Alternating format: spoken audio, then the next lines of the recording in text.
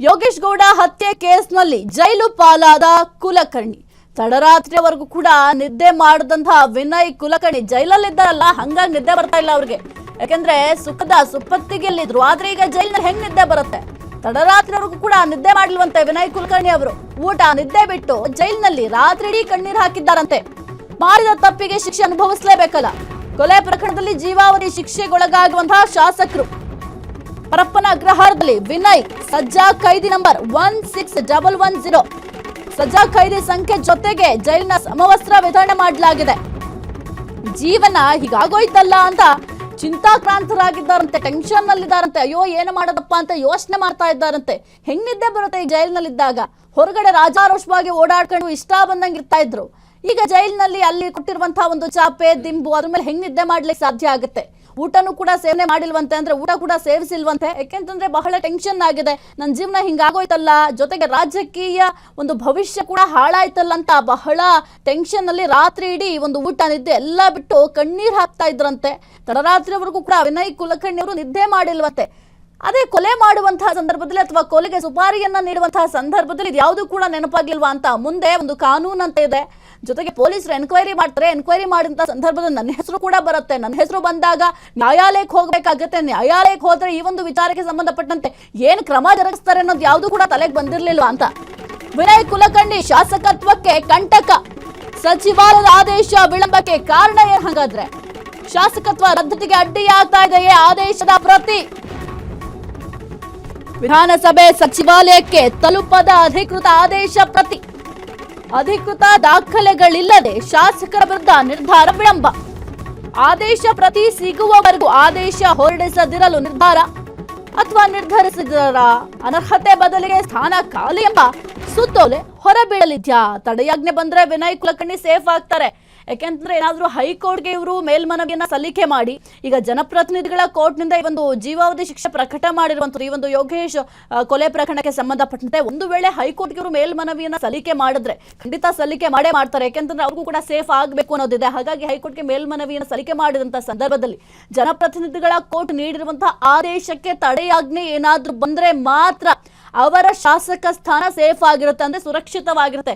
ಒಂದು ವೇಳೆ ಜನಪ್ರತಿನಿಧಿಗಳು ನೀಡಿರುವಂತಹ ಅಂದ್ರೆ ಜನಪ್ರತಿನಿಧಿಗಳ ಕೋರ್ಟ್ ನಲ್ಲಿ ಹೊರಡಿಸಿರುವಂತಹ ಆದೇಶ ಸರಿ ಇದೆ ಅಂತ ಆ ಒಂದು ಆದೇಶವನ್ನು ಏನಾದ್ರೂ ಹೈಕೋರ್ಟ್ ಎತ್ತಿ ಹಿಡಿದ್ರೆ ಆಗ ಮತ್ತೆ ಶಾಸಕತ್ವ ರದ್ದಾಗುವಂತಹ ಚಾನ್ಸಸ್ ಇದೆ. ಜೊತೆಗೆ ಈ ಒಂದು ಶಾಸಕ ಸ್ಥಾನದಿಂದ ವಜಾ ಮಾಡುವ ಚಾನ್ಸಸ್ ಕೂಡ ಇದೆ.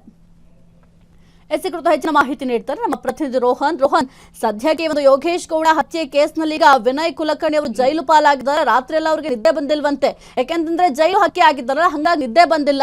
ಜೊತೆಗೆ ಶಾಸಕ ಸ್ಥಾನದಿಂದ ಈಗ ವಜಾ ಮಾಡ್ಲಿಕ್ಕೆ ಕೆಲವೊಂದಿಷ್ಟು ಪ್ರೊಸೀಜರ್ಗಳಿರುತ್ತೆ. ಆ ಒಂದು ಆದೇಶದ ಪ್ರತಿ ಬರ್ಬೇಕಾಗುತ್ತೆ. ಆದ್ರೆ ಆದೇಶದ ಪ್ರತಿ ಬರ್ಲಿಕ್ಕೆ ಯಾಕೆ ಇಷ್ಟೊಂದು ತಡ ಆಗ್ತಾ ಇದೆ ಅಂತ ಸಹಿತ ಏನಂತಂದ್ರೆ ಇದು ಆದೇಶದ ಪ್ರತಿ ಅಂದ್ರೆ 2-3 ದಿನ ಸಹಜವಾಗಿ ಕಾಪಿ ಬರ್ಲಿಕ್ಕೆ, ಜಜ್ಮೆಂಟ್ ಕಾಪಿ ಬರ್ಲಿಕ್ಕೆ ಸ್ವಲ್ಪ ಸಹಜವಾಗಿ ಟೈಮ್ ತಗೊಳುತ್ತೆ. ಆ ಒಂದು ಜಜ್ಮೆಂಟ್ ಕಾಪಿ ಬಂದ ಬಳಿಕ ಏನು ಪೀಪಲ್ ರೆಪ್ರೆಸೆಂಟೇಟಿವ್ ಆಕ್ಟ್ ಏನಿದೆ ಆ ಆಕ್ಟ್ ಅಡಿಯಲ್ಲಿ ಏನು ಯೋಗೇಶ್ ಗೌಡ ಕೊಲೆ ಪ್ರಕರಣಕ್ಕೆ ಈಗಾಗಲೇ ಶಿಕ್ಷೆ ಅನುಭವಿಸ್ತಾ ಇರುವಂತ ವಿನಯ್ ಕುಲಕರ್ಣಿ ಅವರಿಗೂ ಶಾಸಕ ಸ್ಥಾನ ವಜಾ ಆಗುವ ಸಾಧ್ಯತೆ ಇದೆ. ಏನಂತಂದ್ರೆ ಈ ಪ್ರಕರಣದಲ್ಲಿ ಈಗ ಜೀವಾವಧಿ ಶಿಕ್ಷೆಗೆ ಈಗಾಗಲೇ ಗುರಿಯಾಗಿರ್ತಕ್ಕಂಥ ವಿನಯ್ ಕುಲಕರ್ಣಿ ಅವರು ಈಗಾಗಲೇ ಕೈದಿಯ ನಂಬರ್ ಕೂಡ ಈಗಾಗಲೇ ಬಂದಿದೆ ಅಂತ ಹೇಳ್ಬೋದು. 16-110 ಅಂತ ಈಗಾಗಲೇ ಗುರುತಿಸಲಾಗಿದೆ ಅಂತ ಹೇಳ್ಬೋದು. ನ್ಯಾಯಾಲಯದ ತೀರ್ಪು ಬಳಿಕ ಅವರು ಜೀವನ ಒಂದು ಸಂಪೂರ್ಣ ಒಂದು ಜೈಲಿನಲ್ಲಿ ಕಳೆಯುವಂತಹ ಪರಿಸ್ಥಿತಿ ಕೂಡ ಈಗಾಗಲೇ ನಿರ್ಮಾಣವಾಗಿದೆ.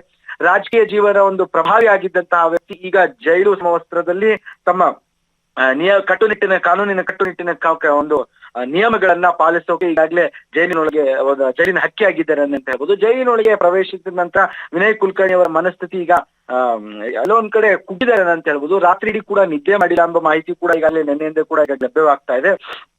ಏನಂತ ಆಳವಾಗಿ ಚಿಂತೆಯಲ್ಲಿ ಮುಳುಗಿದ್ದಾರೆ ಅಂತ ಕೇಳಿ ಬರ್ತಾ ಇದೆ. ಊಟ ಕೂಡ ಮಾಡಿಲ್ಲ ಅನ್ನುವಂಥದ್ದು ಕೂಡ ಈಗಾಗಲೇ ಕೇಳಿ ಬರ್ತಾ ಇದೆ. ಜೈಲು ಸಿಬ್ಬಂದಿಗಳು ಈಗಾಗಲೇ ಗಮನಕ್ಕೆ ಬಂದಿದೆ ಅಂತ ಹೇಳಿ ತಡರಾತ್ರಿವರೆಗೂ ಕೂಡ ನೆನ್ನೆ ನಿದ್ದೆನೂ ಮಾಡಿಲ್ಲ ಅನ್ನುವಂಥದ್ದು ಮಾಹಿತಿ ಕೂಡ ಈಗಾಗಲೇ ಲಭ್ಯವಾಗಿದೆ. ಏನಂತಂದ್ರೆ ಚಿಂತೆಯಲ್ಲಿ ಮುಳುಗಿ ಹೋಗಿದ್ದಾರೆ ಎಂಬುದು ಕೂಡ ಈಗಾಗಲೇ ಅವರು ವಿನಯ್ ಕುಲಕರ್ಣಿ ಅವರಿಗೆ ಕೆಲವೊಂದು ಪಶ್ಚಾತ್ತಾಪ ಕಾಡ್ತಾ ಇದೆ ಅಂತಾನೆ ಹೇಳ್ಬೋದು. ಜೈಲಿನೊಳಗಡೆ ಕೆಲವೊಂದಿಷ್ಟು ನಿಯಮಗಳು ಅಂದ್ರೆ ಕೆಲವೊಂದಿಷ್ಟು ಪರಿಸ್ಥಿತಿ ಇವೆಲ್ಲನ ಗಮನಿಸಿದಾಗ ಸಜಾ ಕೈದಿಯಾಗಿ ಒಂದು ಬದುಕಬೇಕಾದಂತಹ ಪರಿಸ್ಥಿತಿ ಈಗ ಅವರಿಗೆ ವಿನಯ್ ಕುಲಕರ್ಣಿಗೆ ಎದುರಾಗಿದೆ. ಇನ್ನ ಏನಂತಂದ್ರೆ ಇದೀಗ ಜೈಲಿನೊಳಗೆ ಅಧಿಕಾರಿಗಳಿಂದ ಕೈದಿ ಸಮವಸ್ತ್ರ ಮತ್ತು ಹಾಗೂ ಎಲ್ಲಾ ಸೌಲಭ್ಯಗಳನ್ನ ಈಗಾಗಲೇ ಕೊಟ್ಟಿದ್ದಾರೆ ಅಂತ ಹೇಳ್ಬೋದು. ಒಂದು ಕಾಲದಲ್ಲಿ ಜನಪ್ರತಿನಿಧಿಯಾಗಿ ಸಾರ್ವಜನಿಕ ಜೀವನದಲ್ಲಿ ಸಕ್ರಿಯ ರಾಜಕಾರಣಿಯಾಗಿದ್ದಂತಹ ವಿನಯ್ ಕುಲಕರ್ಣಿ ಇಂದು ಸಜಾ ಕೈದಿಯಾಗಿ ಈಗಾಗಲೇ ಜೈಲು ಪಾಲಾಗಿದ್ದಾರೆ ಅಂತ ಹೇಳ್ಬೋದು. ಸಾಹಿತ್ಯ. ಓಕೆ, ಥ್ಯಾಂಕ್ ಯು ರೋಹನ್ ನಿಮ್ಮೆಲ್ಲ ಮಾಹಿತಿಗಾಗಿ.